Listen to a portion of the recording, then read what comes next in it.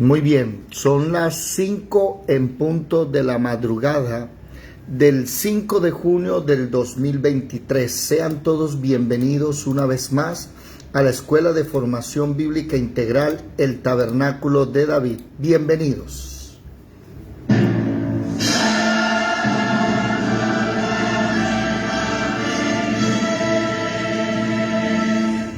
Mirad que nadie os engañe. Muchos vendrán en mi nombre diciendo, soy el Cristo, y engañarán a muchos.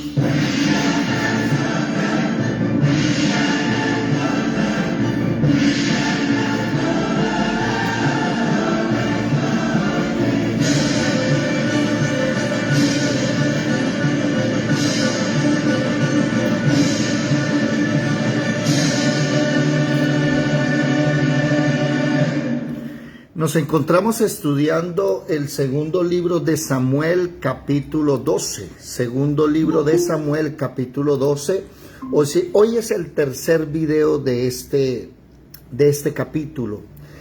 En el segundo libro de Samuel, capítulo 12, encontramos el momento más importante del rey David. Bueno, déjenme primero saludar a todos los que están llegando a la sala. Muy buenos días, Yadira, Marle, Marelvis, Olfa, Juliet. El Señor Jesús les bendiga. ¿Cómo amanecieron? Espero se encuentren muy bien. Bendiciones, buenos días. Bendiciones a todos. Muy bien. Bueno, este capítulo podríamos decir que es uno de los textos más importantes de la Biblia. Nosotros en la escuela llevamos 3 años ya y 3 meses. Y el Señor nos ha enseñado muchas cosas.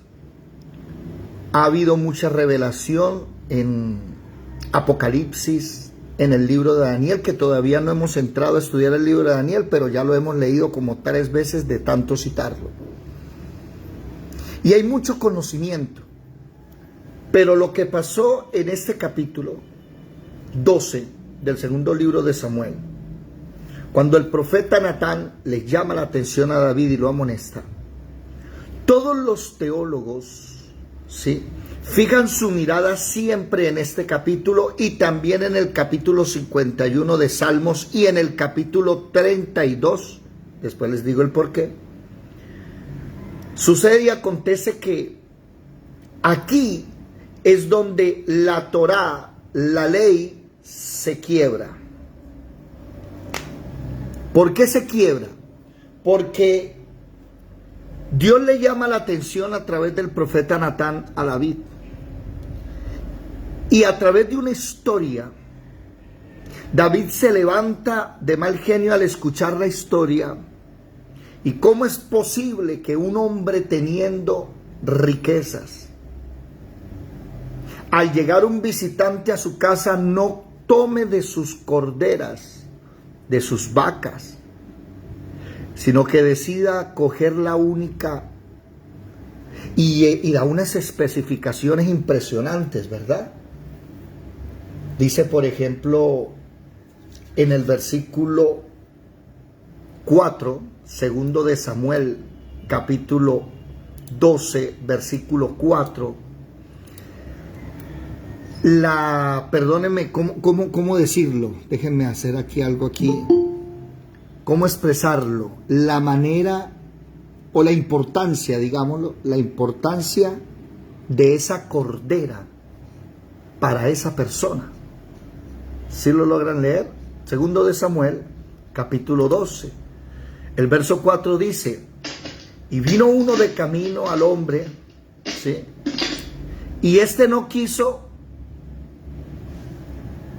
tomar de sus ovejas y de sus vacas para guisar para el caminante que había venido a él, sino que tomó la oveja de aquel hombre, mire, pobre, condición económica, la preparó para aquel que había venido a él. Interesante. El versículo 3 habla que ese hombre pobre, nótese que repite la condición económica. Y en el versículo 1 vuelve y repite, un hombre rico y un hombre pobre. Este pobre, en el versículo 2, no tenía más que una sola corderita. Y me llama la atención esto, que él había comprado, criado, que había crecido con él y con sus hijos juntamente, comiendo de su bocado y bebiendo de su vaso y durmiendo en su seno, y la tenía como a una hija. Era tan importante esa cordera. ¿Cuántos de ustedes tienen animalitos en la casa? Las personas han llegado hasta el punto de amar a los animales que los tratan como personas. Ya hasta les celebran los cumpleaños y les cantan el cumpleaños en el idioma gatuno, en el idioma perruno. Bueno, en fin, esa locura, ¿no? Y ese amor que le tenía. Y David se levanta al escuchar esa historia. ¿Cómo es posible? Y el tal debe morir, es lo primero que dice. Debe morir. Y el tal debe pagar 4 tantos, o sea, debe darle 4 corderas. Natán le dice, ese eres tú. Después le dice Natán, te voy a castigar, te va a castigar Dios. Nótese. Y le da 4 castigos. Ya se saben los 4 castigos de memoria. A ver, vamos a ver de memoria. Ayúdenme de memoria. Primer castigo, no se apartará de tu casa la espada. Segundo castigo, de dentro de tu familia, de tus hijos, se van a levantar contra ti. Tercer castigo, todo Israel lo va a saber. Tú lo hiciste en oculto, pero todo el mundo lo va a saber. Y el cuarto castigo, el niño va a morir. Pero entre el tercer y cuarto castigo hay un lapsus. Miremos un momentico el versículo 12. El primer castigo se encuentra en el versículo 10. El segundo castigo se encuentra en el versículo 11. Haré levantar mal sobre ti, sobre tu misma casa. Tomaré... Esperen un momentico, porque aquí veo otra cosa. Aquí veo 2 castigos. Uno, el 11. Haré levantar mal sobre ti, sobre tu misma casa. Tomaré a tus mujeres delante de tus ojos y las daré a tu prójimo. Bueno, eso puede ser el mismo castigo, ¿cierto? Que el mal estará sobre su casa. Bueno, el siguiente castigo, el número 2, está en el 12. El número... Un momento. Sí, ya está bien. En el versículo 10 está el primero. No se apartará de tu casa la espada. El segundo castigo está en el 11. Haré levantar el mal sobre ti, tomaré tus mujeres delante de tus ojos. El tercer castigo está en el 12. Porque tú lo hiciste en secreto, mas yo haré esto delante de todo Israel y a pleno sol. O sea, todo el mundo va a saber el porqué, ¿cierto? Pero entre el tercer castigo y el cuarto castigo hay un paréntesis. ¿Cuál es ese paréntesis? Que David ya le dan el primer castigo, le dan el segundo, le dan el tercero y David dice, espere. David dice a Natán, pequé contra Jehová. Y Natán dijo a David, también Jehová ha remitido tu pecado, no morirás. Ese versículo, todo estudiante de la Biblia tiene que entender que aquí hubo algo raro. ¿Qué fue lo raro? ¿Cómo fueron remitidos los pecados de David? Y todo estudiante, todo teólogo, toda persona docta en la palabra, tiene que preguntarse cómo el pecado de David fue remitido si David no ha presentado todavía ningún sacrificio. No ha presentado todavía ninguna ofrenda. Si nos vamos a la Torá, a la ley, nos daremos cuenta que para el pecado de David, primero, violó mandamiento de no matar. Mandó a matar a Urías. Violó el mandamiento de no tener deseos impuros. Violó el mandamiento de no codiciar la mujer de su prójimo. David, mentiroso, engañador, estafador, lo peor del mundo en ese momento. Y David, ¿cuál es el problema? Que mirándolo bien a la perspectiva, a David solo le queda un castigo. ¿Cuál es? La muerte. Porque no hay un sacrificio en la Torá que pueda tapar sus pecados. ¿Me estoy haciendo entender? No hay un sacrificio. Le queda la muerte.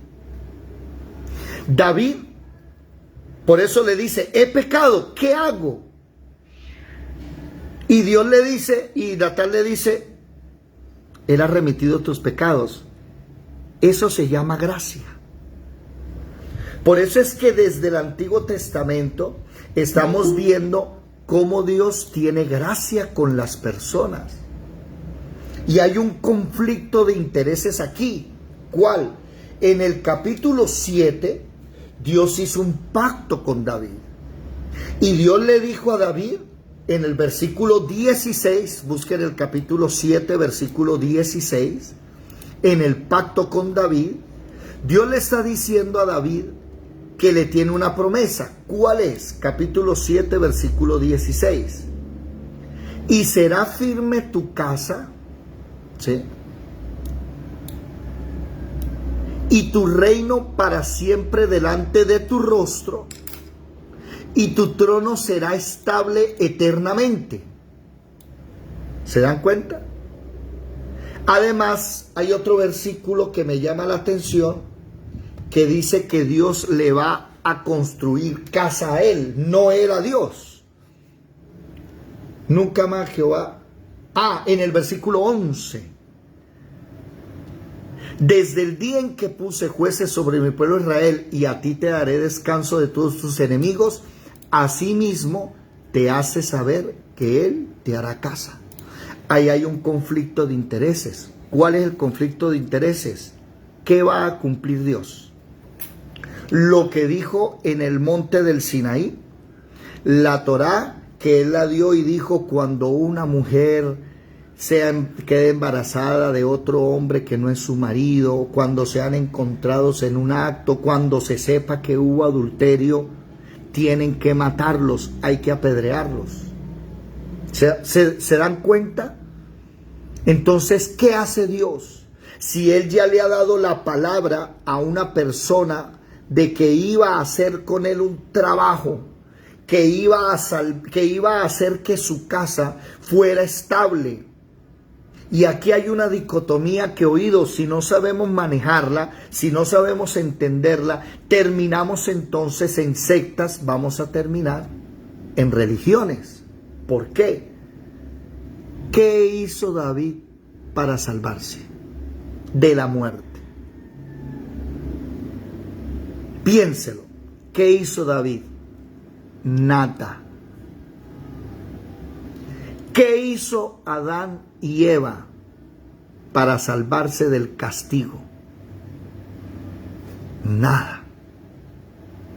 Fue Dios el que hizo un sacrificio, y en lugar de ellos ponerse delantales de higuera, Dios les dijo, no es con delantal, es con una túnica. ¿Qué hicieron estas personas? Nada.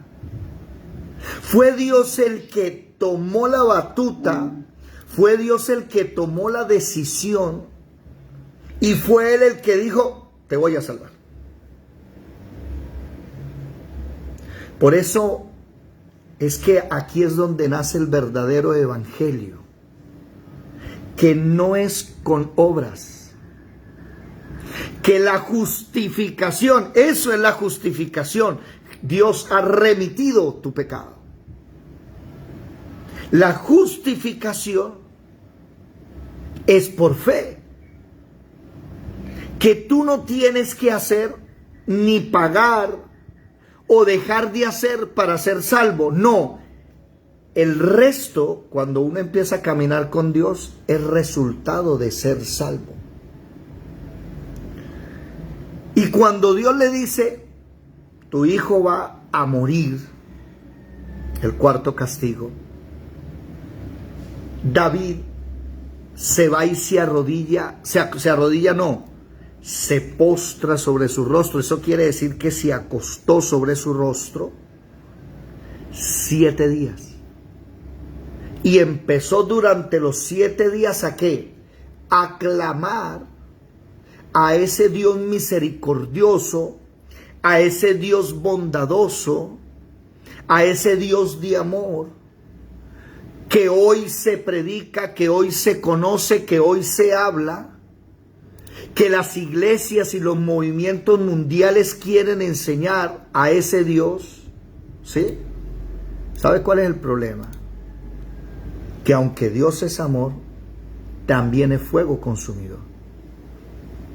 Y ahí es donde nosotros entendemos que llega un momento en mi vida en que debo dejar de estar haciendo esas cosas que a Dios no le gusta. ¿Por qué? Porque se volvió costumbre que peque, tranquilo, rece y ¿qué?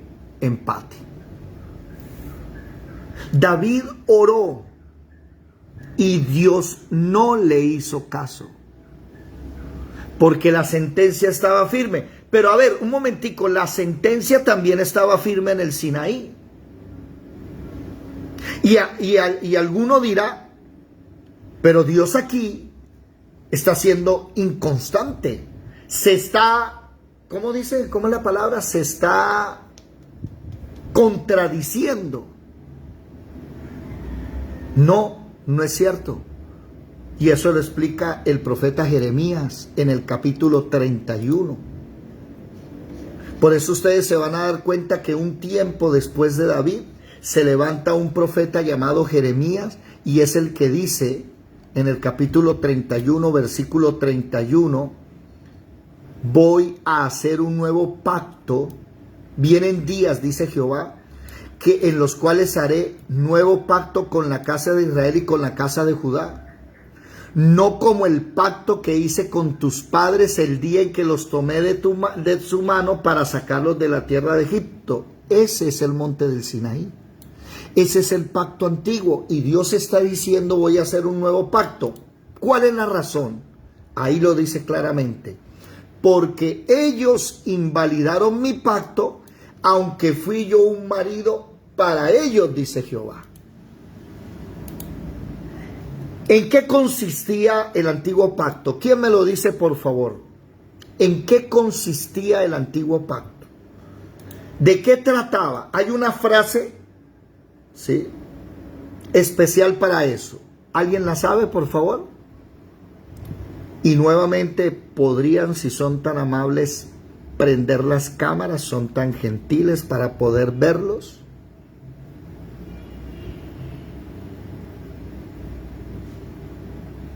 Bueno, demos la clase solos. Ojo, bueno, para cualquiera que esté pendiente y escuchando, en el antiguo pacto significa haciendo estas cosas vivirás. O sea, ese es el antiguo pacto. Si tú haces esto que te doy, vivirás. Ahora, si tú no lo haces y violas la ley, morirás. Eso era todo. En eso consistía el antiguo pacto. ¿Cuál es el problema?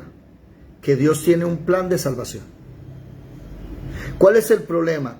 Que desde Génesis capítulo 49, ya Dios había dicho que el cetro nunca se iría de la mano de Judá. De Judá serían los reyes, y este es el primer rey de Judá. ¿Cuál es el problema? Que Dios viene haciendo unas promesas desde antes, las cuales debe cumplir. Pero Jeremías es el que dice que Dios da un nuevo pacto porque ellos fueron los que abrogaron ese pacto. Ellos fueron los que, mire, y dice, fui un marido para ellos. O sea, es mi mujer. ¿qué hago? ¿La mato? ¿Recuerdan ustedes cuando José supo que María estaba embarazada? Si José, que está viviendo en el tiempo de la ley, todavía no ha llegado el nuevo pacto, si José hubiese hecho lo que decía la ley, José tenía que tomar a María embarazada, llevarla al Sanedrín, decirle, ella está en embarazo y yo no la he tocado. Y María tenía que, ¿qué? Morir. Pero el mismo Dios nos está explicando, no es que Dios viole sus palabras, no, es que Dios tiene un nuevo pacto. Porque ustedes lo invalidaron. Y yo los quiero salvar, yo les quiero dar vida, yo quiero poderlos ayudar. Pero lo que yo les he dado a ustedes lo terminan dañando. Yo le di un huerto en el Edén y ustedes lo terminaron dañando. Yo les di una tierra prometida y ustedes lo terminaron dañando. Yo les he dado a ustedes cosas y el ser humano siempre lo termina dañando. Y el Dios que tenemos siempre anda buscando cómo poder ayudarnos. Y aquí es donde nace entonces, otra vez vemos la gracia. Ya la habíamos visto cuando David cogió de los panes sin levadura, de los panes de la proposición y comió. Ese acto de David tenía que morir porque esos panes solo lo pueden comer los sacerdotes que son de la tribu de Leví.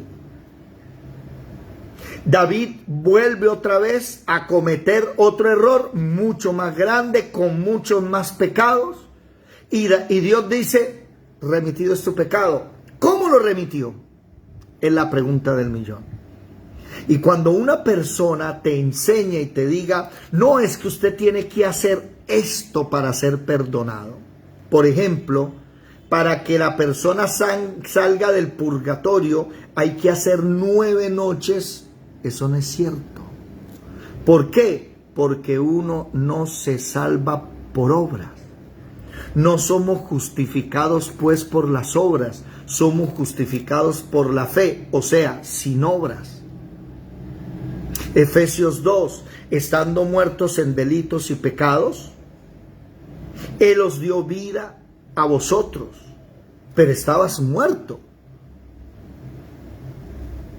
Y aquí es donde comienza un punto interesantísimo. Oído, de aquí en adelante, desde este texto en adelante, vamos a darnos cuenta cómo el pueblo de Israel va acabando con la ley. La va acabando, la va torciendo, la va quebrando. Y por eso Dios trajo un nuevo pacto. Esto es importante, ¿por qué? Porque hay que enseñarle, por ejemplo, a los judíos qué hizo David para que su pecado fuera remitido. ¿Qué tenía que haber hecho David? Bueno, si es que pudiese haber hecho algo, es que realmente no hay. Estaba leyendo yo y tratando de buscar alguna excusa como para decir que David podía salvarse, y no hay ningún sacrificio. No hay ningún sacrificio. La ley es clara, deben apedrearlo hasta morir. Pero Dios sale en su defensa. Me hago comprender. Ahora, alguien dirá, pero David lo castigó, ese es su pago. No. ¿Por qué? Porque él no pagó.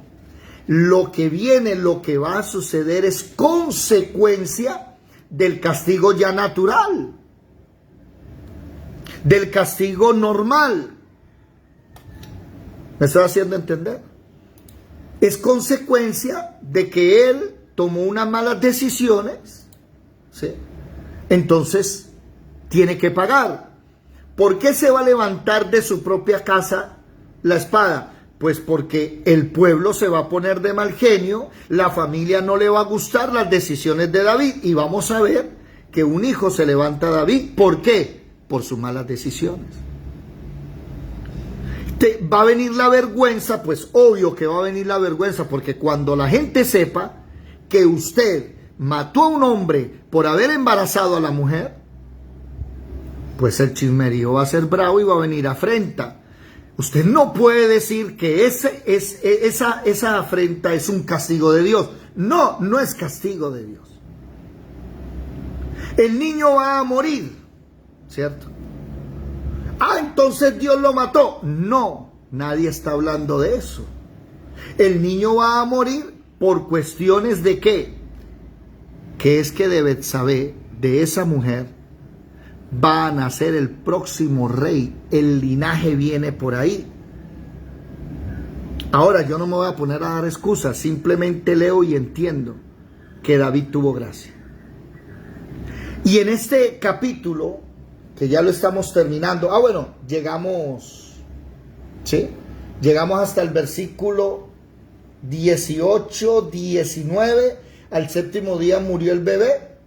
David vio a los siervos hablando, entonces se levantó de la tierra, se lavó, se arregló, comió. Le preguntaron sus siervos, pero tú estabas ayunando y llorando cuando él estaba enfermo muriendo, ¿sí? Y le respondió él, bueno, ya se murió, no hay nada que hacer, vamos para adelante, ¿sí? Mas ahora he muerto. Versículo 24, mucha atención, versículo 24, vamos a leerlo para terminar ese pedacito. Versículo 24, y consoló David a Betsabé, su mujer, y llegándose a ella, la mujer y exmujer de Urías, ¿no? Que recuerde que la había robado. Y llegándose a ella, durmió con ella. Y ella le dio a luz un hijo. Y llamó su nombre Salomón, al cual amó Jehová. Y envió un mensaje por medio de Natán profeta. Así llamó su nombre Jedidías a causa de Jehová. Oído, el nombre de Salomón es Jedidías. El nombre Salomón es el nombre que le da el papá, pero el nombre Jedidías es el nombre que le da el profeta. Bueno, aquí podríamos usar esta enseñanza para muchas cosas. Personas que sus padres han dicho cosas de él, pero otra cosa es la que Dios habla acerca de ti. Esa es una bonita enseñanza para tomarla después, hablándole a los jóvenes, hablándole a las personas de restauración. Ahora, mucha atención. En este capítulo tenemos que estudiar el capítulo 51 y el capítulo 32 de Salmos. Vamos a leer y a estudiar el capítulo 51. ¿Por qué? Porque son el resultado de este proceso. Busquemos un momentico el capítulo 51 de Salmos, por favor. Salmos 51. ¿Sí? El título del Salmo, mucha atención: arrepentimiento y plegaria pidiendo purificación al músico principal, Salmo de David, cuando después que se llegó a Betsabé, vino a él Natán profeta. Este salmo sale de ahí. Ahora, ¿por qué es importante este salmo? Precisamente aquí es donde vamos a encontrar el inicio del nuevo pacto, en este salmo. ¿Sí? ¿Dónde? Versículos 16 y 17. En este salmo se rompe, en esta historia, no solo salmo, segundo de Samuel, se rompe la Torá. ¿Qué dice el versículo 16 y 17 del Salmo 51? Porque no quieres sacrificio, que yo lo daría. No quieres holocausto. ¿Lo entendieron? Preste atención. Sí, Señor, pequé. Pequé. Sí, vámonos a la ley. A ver. Levítico, vámonos a la ley, así dijo David, ¿no? Vámonos a la ley, a ver. Y entonces en la ley, Señor, en el capítulo 4, ofrendas por el pecado. Y usted empieza a leer. Y Dios le dice, esa ofrenda no paga tu pecado. Señor, y si te doy en el capítulo 3 una ofrenda de paz, esa ofrenda no te va a traer paz a tu vida. Ah, bueno, Señor, y si en el capítulo 5, en el versículo 14, hacemos una como para expiar mis pecados, no sirve tampoco. Señor, ¿y entonces? Señor, te ofrezco 1000 vacas, 1000 corderas. Eso sí dice ese versículo. Porque no quieres sacrificios, que yo lo daría. No quieres holocaustos. Interesante. No sirve el pacto antiguo. No le sirvió. Todo lo que estaba escrito en la Torá no sirvió. Por eso es que Hebreos capítulo 7, ahí lo empezamos a entender. Y esa revelación llega a nuestra vida cuando entendemos lo que pasó con David, cuando entendemos lo que va a pasar de aquí en adelante. El 7:11 dice, si pues la perfección fuera por el sacerdocio levítico, porque bajo ese sacerdocio recibió el pueblo la ley, ¿qué necesidad habría que se levantase otro sacerdote según el orden de Melquisedec y que no fuese llamado según el orden de Aarón? Mire, como David no tiene sacrificio alguno, no hay sacrificio alguno, no hay un sumo sacerdote que lo pueda ayudar, a Dios hasta le tocó levantar un nuevo sacerdocio. Versículo 12 de Hebreos, porque cambiado el sacerdocio, necesario es que haya también cambio de ley. Y el 18 remata la enseñanza de hoy. Queda pues abrogado el mandamiento anterior, ¿a causa de qué? Señor, mira, vamos a hacer algo. Tu palabra dice que tengo que dar tal, te voy a dar 10 veces más. No. Bueno, te voy a dar 100 veces más. No. Bueno, Señor, entonces te voy a dar 1000 veces. No. Y entonces, dígame qué sacrificio quiere. Ninguno. No hay. Por eso no nos podemos dejar engañar cuando vienen a decirnos que para comprar el cielo hay que dar dinero. Que usted va a meter a sus hermanos a punta de dólares, dijo Ana Maldonado un día. No es cierto. Usted no puede hacer nada. Hace unos días hablaba con unos amigos y me decía, no, David, pero uno debe tomar la decisión de ser salvo. No, no es cierto. Pero yo tomé la decisión de que Él fuera mi Señor y Salvador. No es cierto. Y entonces la oración de fe, eso no está en la Biblia. Pero, ¿cómo? Pero, a ver, yo soy el que decido. No, no es cierto. No hay nada que tú puedas hacer. Cuando yo comprendo este texto, entiendo que no hay nada que yo pueda hacer para que mis hijos sean salvos. Hay padres que se matan enseñándole la palabra, orándole. Sí, eso es bueno. Sí, claro que es bueno. Pero eso no los va a salvar. Ellos necesitan conocer al sumo sacerdote según el orden de Melquisedec. Si no conocen a ese sumo sacerdote, no va a haber salvación. Si usted no conoce al sumo sacerdote según el orden de Melquisedec, que es Jesucristo, usted está en una religión. Por eso David dice en el Salmo 51, no quieres sacrificios, que yo lo daría, no quieres holocaustos. Entonces, Dios, ¿qué quieres tú? ¿Qué hago? Los sacrificios de Dios son el ¿qué? Espíritu quebrantado. Al corazón contrito y humillado, no despreciarás tú, oh Dios. ¿Qué es lo único que yo puedo hacer? Llegar ante su presencia y partir el corazón. ¿Se acuerdan qué dijo Ezequiel capítulo 36, versículo 25 al 27? En el 26 dice, sacaré el corazón de piedra y pondré uno de carne.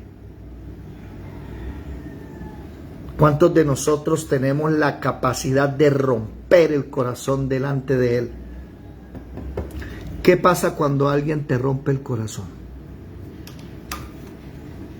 A llorar. Un nudo aquí en la garganta. Una tristeza grande. ¿Saben por qué?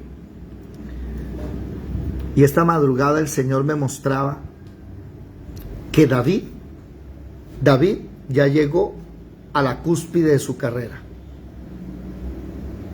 David ya logró, él era rey de Judá nada más, logró que lo nombrasen rey de las 12 tribus, ya era rey de todo Israel. David logró centralizar el poder en Jerusalén, eso nadie lo había hecho. David logró traer el arca a Jerusalén, ¿verdad? David había logrado acabar con sus enemigos. Es más, dice la Biblia que David ya tenía reposo de sus enemigos. Nadie se atrevía a atacarlo.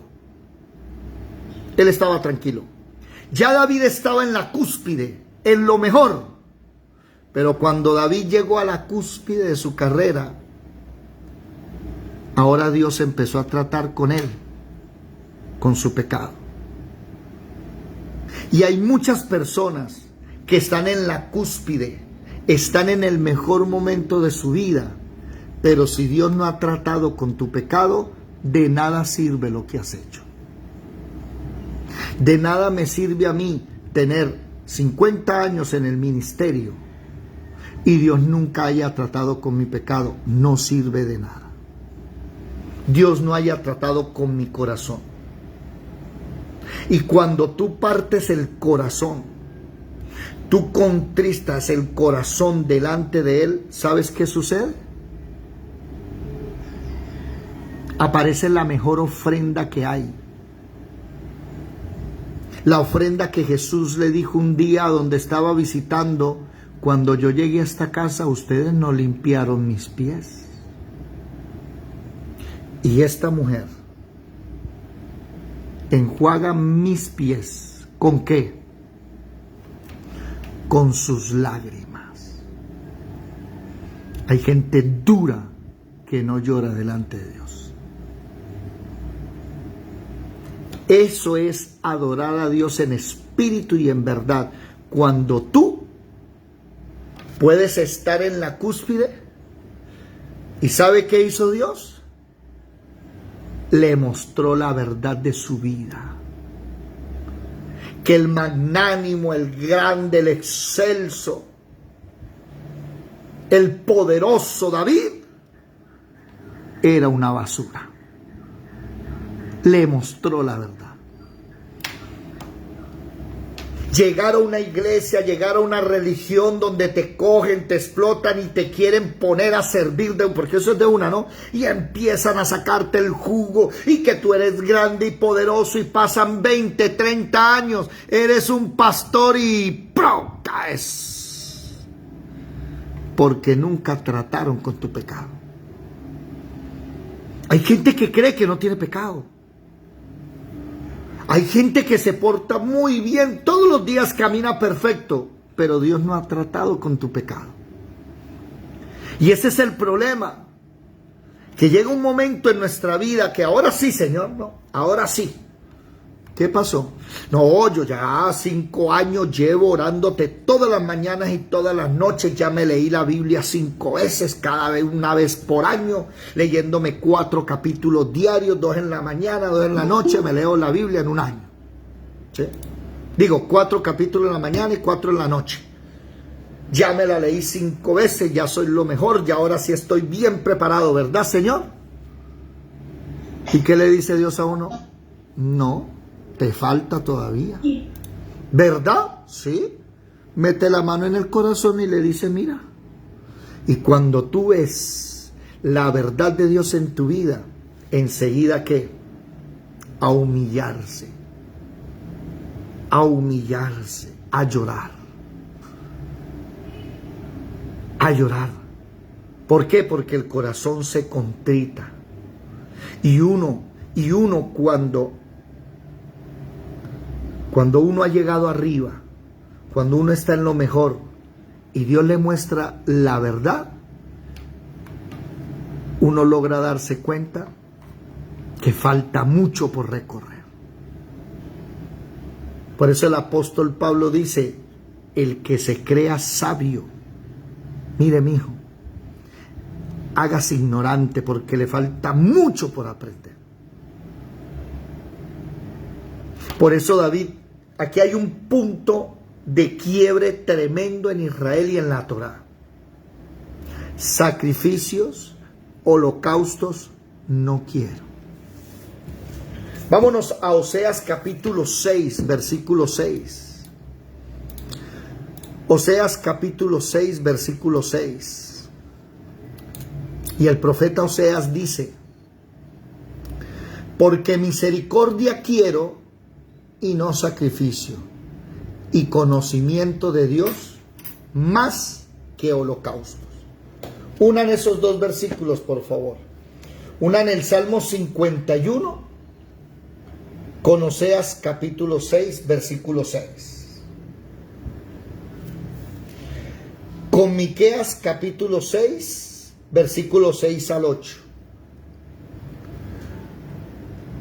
Con Isaías capítulo 1, versículo 10 al 20. Con primer libro de Samuel, capítulo 15, versículo 22 al 23. Espero que no estén escribiendo Miqueas completa, ¿no? Con la M y la Q ya. Isaías, no, la I y la S, con eso ya tiene, ¿no? Salmo, no, Samuel, no. Con 1 SM es primero de Samuel y la SM sola ya es Salmos, la SLM sola ya. Salmos 34, 17. Ezequiel 9:4, ESQ 9:4, APC, Apocalipsis 7, capítulo 7 del 1 al 3, Apocalipsis 14, Romanos 12, del 1 al 2. A pasito. Ah, pero si hay alguien Sí, por ahí. porque no están todos en la misma página. Ah, pero resucitaron porque, por fin. Pensé que estaba solo. Bueno, eso es bueno. ¿Dónde quedaron? Ahorita los envío, tranquilo. Me recuerda a alguien más tarde, mande los versículos, ¿sí? Y todos esos versículos te van a mostrar algo, ¿sí? Que tú no puedes hacer nada para ser salvo. Nada. Que el que tomó la decisión de salvarte fue el Padre Celestial. Yo estaba el sábado en la tarde, estaba como a eso de las 2 de la tarde con unos amigos sentados almorzando y debatiendo. Duramos hasta las 4 de la tarde, debatiendo. Desde las 12 llegué hasta las 4. Y uno de ellos dijo algo que me llamó la atención. Y que se me metió en la cabeza y así va a ser. Él llegó diciendo, ¿no?, que uno tomaba las decisiones, pero es un hombre que tiene un corazón, ¿cómo decirlo?, que no se para en el conocimiento y así tiene que ser, sino que sabe que hay que hacerse ignorante para aprender más. Y cuando ya le expliqué bien el plan y le dije no, que uno no tomaba la decisión, ¿y dónde está el libre albedrío? Y empezamos a hablar de los griegos, que el libre albedrío no existe, que lo que existe es el albedrío, hay voluntad. Él terminó ya toda la conversación diciendo, entonces yo pienso lo siguiente, yo no tengo albedrío para poder escoger mi salvación, eso depende del Señor. Pero sí tengo albedrío para escoger si me mantengo en la salvación o me quiero perder. Y yo dije, este entendió. Porque terminamos debatiendo después si la salvación se perdía o no. Que no se pierde porque... Pare. Entonces me llamó la atención eso. Si usted es un esclavo, ojo, si usted es un esclavo y está en el mercado de esclavos, ¿qué tiene usted que hacer para liberarse? Entonces él entendía y decía, no, pues si soy esclavo, no puedo hacer nada. Porque digamos que yo en un descuido salgo huyendo, ¿verdad? Sí, usted sale huyendo, pero ¿cuál es el problema de huir? Que tienes dos. Una, a la vuelta de la esquina te coge otro y te esclaviza. Nunca vas a ser libre. Eres un esclavo. Tienes marcas de esclavo. A la vuelta de la esquina, en 1, 2, 3 días, 4, 5 meses, te van a esclavizar. 2, te espera la muerte. Nunca hay libertad. Entonces él entendió y dijo, no, ¿verdad? Sin Cristo no hay libertad. Entonces, ¿qué puedo hacer para ser libre? Nada. Lo único que puedes hacer es gritar y decir, ayúdeme, Señor, libérteme, cómpreme. Pero tú no vas a decir, ya decidí ser libre. Como quiero ser libre, Señor, cómpreme. No, porque el que te va a comprar también te va a esclavizar. No hay nada. Y este muchacho decía, bueno, ¿verdad? No, pues sí, ¿qué me queda hacer? No. No hay nada. Usted no toma la decisión, usted es un simple esclavo, está amarrado. Entonces le expliqué lo que es la redención. Y a mí me gusta mucho cuando el Espíritu Santo empieza a hacer eso, porque los conceptos en las cabezas de las personas cambian. Llega la salvación. Entonces no, usted es un esclavo, que usted al que pase, pues le da lo mismo si lo esclavizan aquí o allá, hermano. Pero venía pasando el Rey de Reyes y Señor de Señores, Jesús. ¿Qué hacía todo el mundo? Pegaba el grito, Hijo de David, ten piedad de mí. Ese ten piedad de mí es cómpreme. Ah, ¿por qué? Porque Él sí es un amo bueno. Entonces Jesús escucha tu clamor, tu llanto, que humillas el corazón, un corazón que contrito, llorando y diciéndole con lágrimas, cómpreme. Y Él es llevado a misericordia y te compra, te limpia, te da de comer y después te abre la puerta y te dice, ahora sí te puedes ir. Y enseguida, espera un momento, ¿cómo así? Eso se llama redimido. Que Dios te compra, te quita las cadenas, te alimenta, te viste y te dice, eres libre. No, pero espere, ahí hay un problema. ¿Cuál? Pues que a la vuelta de la esquina, ¿qué va a pasar? Viene un cabezón y ¿qué? ¿Me esclaviza otra vez? Sí. Entonces, bueno, ¿qué dice la palabra? Que si el esclavo, cuando llega el tiempo de ser libre, que es cada 7 años, se da cuenta y dice, no, es que mi amo es buen señor, mi amo me ha dado bien, me ha tratado bien, quiero seguir con mi amo. Dice la ley, cojan al esclavo, pónganlo en la puerta de la casa, ¿sí? ¿Y qué? Ábranle un hueco en la oreja, horadar, le horadará la oreja. Entonces ábrale un hueco, ¿para qué? Esa es la señal de que ese esclavo tiene dueño para siempre. Y lo primero que Dios hace con nosotros es ¿qué? Empezar a oírle. Eso es lo primero. Que cuando Dios nos quiere libertar, ¿qué pasa? Ya tu oído no se inclina a la maldad. Ya te dicen, vamos a hacer esto y tú, ya mi oído como que no está escuchando eso. Pero eso, ¿quién lo está haciendo? ¿Tú? No. Tú no tienes voluntad. No puedes decidir ser libre. Es Él. Y te va a abrir un huequito en la oreja y te destapará los oídos y empiezas a escuchar bien. Empiezas a escuchar su palabra. Ya no escuchas a otro amo. Él es el único. Entonces los que me hallan, los que me aman, oyen mi voz y guardan mis palabras. Hay gente que no quiere oír a Dios. Esclavo. del pecado. ¿Y qué pasa? Que todos nosotros, ¿sí?, fuimos esclavos del pecado, el Señor nos compró, nos libertó, pero todos nosotros dijimos, no, yo prefiero servirte a ti, Señor, y ahora somos siervos de Jesucristo. Ya no somos esclavos por cadena, por atadura, sino que somos esclavos por amor.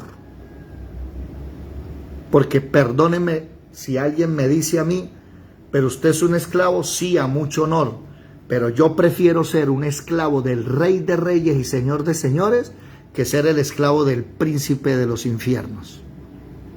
Nah, prefiero el Rey de Reyes. Porque es que cuando uno vive esclavizado por el Rey de Reyes, esa esclavitud es sabrosa. ¿No ve que el Rey de Reyes qué? Me esclaviza y me pone a servir a mí ¿qué? En sus mansiones. Me pone a servir en qué? A manejarle los carros. Y cuando él me dice a mí, tome esta casa, ya yo sé que no es mi casa, que no es mi hogar. ¿A quién le pertenece? A él. Entonces yo prefiero administrarle lo de él. No a irme a esclavizar quién sabe a dónde para que me pongan a aguantar hambre. Que eso es lo que trae el pecado. Ruina, enfermedad. ¿Ven la diferencia? ¿Y en qué terminamos? Entonces terminamos en que usted no puede escoger. No es voluntad suya ser salvo. Pero sí es voluntad suya quedarse. Porque usted puede salir por la puerta y andar. Usted puede irse. Usted puede decidir irse. Y ahí es donde empieza el problema con la doctrina calvinista. De que usted ya después de que es salvo ya no va a perder la salvación. ¡Ey, pare! Eso no es tan así. Si alguien es calvinista, le invito a que venga un debate. Hacemos un debate bien bueno, abierto. Le damos el micrófono para que pueda exponer. Pero no se les olvide que usted después de ser libre, usted puede decidir esclavizarse otra vez. El problema es quién te esclaviza. ¿Eres siervo de Jesucristo o esclavo del diablo? ¿Qué prefieres tú? Volviendo a David. David entendió que el rey más grande de Judá, el que había logrado hacer lo que nadie había hecho en su vida, centralizar, traer a Jerusalén. Bueno, primero robarse no. Primero tomar Jerusalén, que le pertenecía a Judá, pero la tenía Benjamín. Después traer el arca del pacto. Colocar todo el trabajo. Dejarle a su hijo, ya había dado la orden de hacer el templo. Ya aquí ya había hecho todo. Estaba en la cúspide de su carrera. Y en la cúspide Dios le demuestra que no sirve para nada, que merece morir. Ese es el verdadero evangelio. El verdadero evangelio te muestra la verdad de tu vida. El verdadero evangelio es aquel que al abrirme los ojos, al abrirme los oídos, logro ver quién soy. Engañoso es el corazón más que todas las cosas y perverso. El hombre es malo desde su juventud, le dijo Dios a Noé. No voy a volverlo a destruir con agua, porque su corazón es desde la juventud tendiente al mal. Entonces yo no puedo ir por ahí diciendo, vea, mire, yo soy el santo, ¿no? Soy el ungido de Jehová, mire. Es que yo sí sé, ay, perdóneme. Ese orgullito y esa vanagloria solo demuestran que tú no tienes idea del verdadero evangelio. Porque un verdadero cristiano sabe la condición de lo que es, y cuando ve a otro cristiano o a un pastor caer, no le cae encima. ¿Por qué? Porque es que yo soy peor. ¿Qué voy a caerle al hermano encima? Más bien que Gálatas capítulo 6, versículo 1, vosotros que sois espirituales, restaurarlo. ¿Ven la diferencia? El verdadero cristiano, cuando ve que su hermano cae, no lo remata, porque ese es el ejército de Dios. El ejército cristiano es el único que remata a sus soldados heridos. El verdadero cristiano, no, el ejército de Dios no, el ejército de los religiosos. El verdadero ejército de Dios restaura a sus hermanos. Y David comienza un proceso de restauración. Si ustedes quieren saber cuál es ese proceso, los invito a que mañana vamos a mirar ese proceso. ¿Sabe cómo se llama? La revelación más grande que le ha hecho este grupo en 3 años y 3 meses que llevamos. Se llama el tabernáculo de David. Porque el tabernáculo de David no es la tienda donde David puso el arca.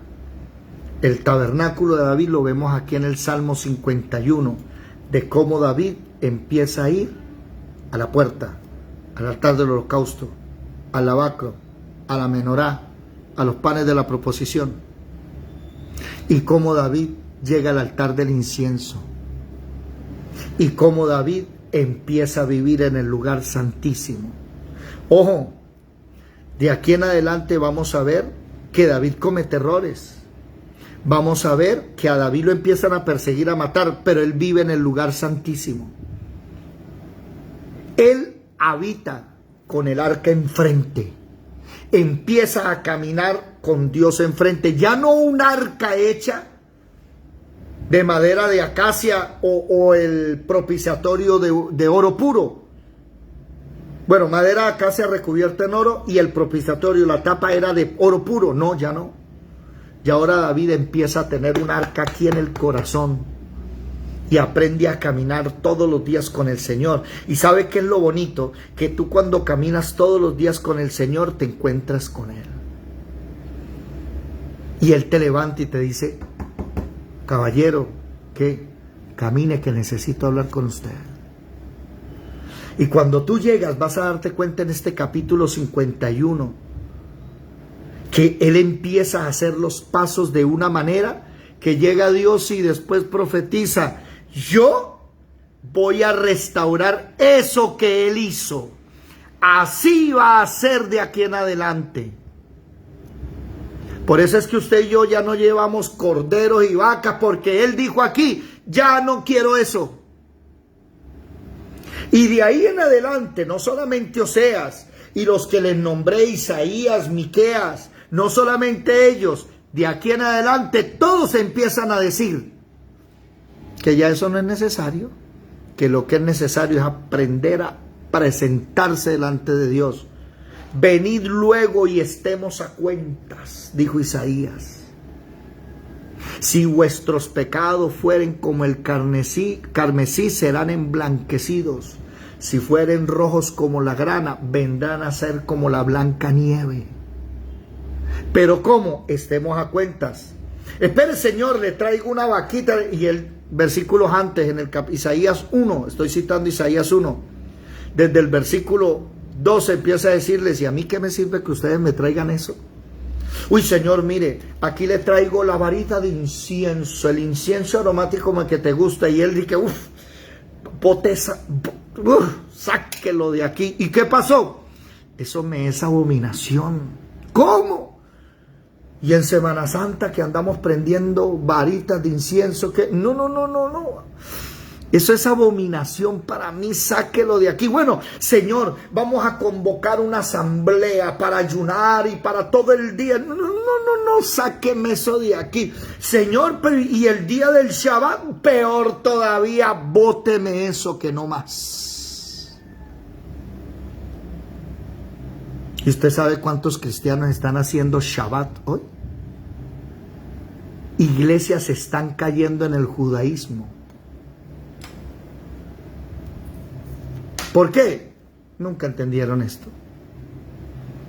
Nunca entendieron que Dios quiere tratar con tu pecado, que Dios quiere tratar con eso que tú haces a escondidas. Y les voy a dar un spoiler. Versículo 6 del capítulo 51. Cuando lleguemos allá lo vamos a profundizar bien. Versículo 6 de Salmo 51. He aquí tú amas la verdad en lo íntimo, y en lo secreto me has hecho comprender sabiduría. ¿Sabe qué significa eso? Que cuando usted se levanta a las 3, 4 de la mañana, estar en el secreto de Dios, y usted empieza a decirle a Él: Señor, ayúdame, porque tengo un problema muy grande, un problema que no lo puedo decir aquí, es un problema que te lo digo allá en lo secreto, cuando estoy en la oscuridad, y cuando nadie me ve, Señor, quiero decirte. Y empiezas, y a medida en que tú le vas mostrando a Dios ese pecado, ¿qué hace Él? Cuando dice Él: he aquí, tú amas la verdad en lo íntimo. ¿Sabes qué ama el Señor? Que tú le cuentes ese pecado que llevas de 10, 20, 30, 40 años, que a nadie se lo has contado. Díselo a Él. Y ahora hay gente diciendo que no, vaya ante el cura y confiéselo los pecados. Sí, ¿para qué? Para que después vengan usted y lo presionen, como hacían los papas católicos anteriores a los reyes, que los tenían en la manito. ¿Era por qué? Porque como le confesaban los pecados. No llame a nadie, váyase a la intimidad. Imagino que tuvieron intimidad hoy con el Señor, ¿verdad? Váyanse allá y cuéntenle. Y cuando usted le cuente la verdad en lo íntimo, ¿qué pasa? Él te muestra el secreto de cómo salir de ese pecado y te hace sabio. ¿Por qué los matrimonios se divorcian? Porque no tienen intimidad con Dios. Sí tienen intimidad entre ellos, porque para ir a la cama sí son buenos, pero para arrodillarse a orar juntos no lo hacen, ¿verdad? Para tener un altar y decirle a los hijos: vengan para la mesa, vamos a hacer altar al Señor aquí, pero no de murracos ni de velitas, vamos a orar, a levantar incienso, que es la oración de los santos. No, para eso no hay tiempo. Estoy cansado. Espere que la universidad, espere que el trabajo. Así no es. Si no se tiene el tabernáculo de David en el hogar, no sirve la vida cristiana. Vas a caer en la religiosidad. Mañana entramos a desglosar Mañana vamos a entender el secreto y otra vez el tabernáculo de David, pero ya a la inversa.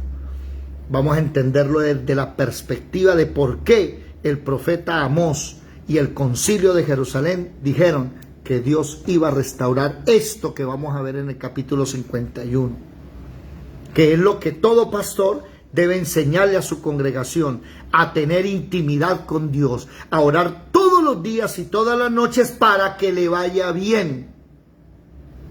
Eso es lo que trae prosperidad a nuestra vida. Un saludo al hermano Jorge Freites en Panamá, Dios lo bendiga. Y un saludo a los que están aquí. Seguimos en la noche, nos vemos en la noche. No se vayan a ir los de acá, por favor, si son tan amables, regálenme 5 minuticos más si son tan gentiles. Dios les bendiga a los que están en Facebook y en YouTube. Nos vemos.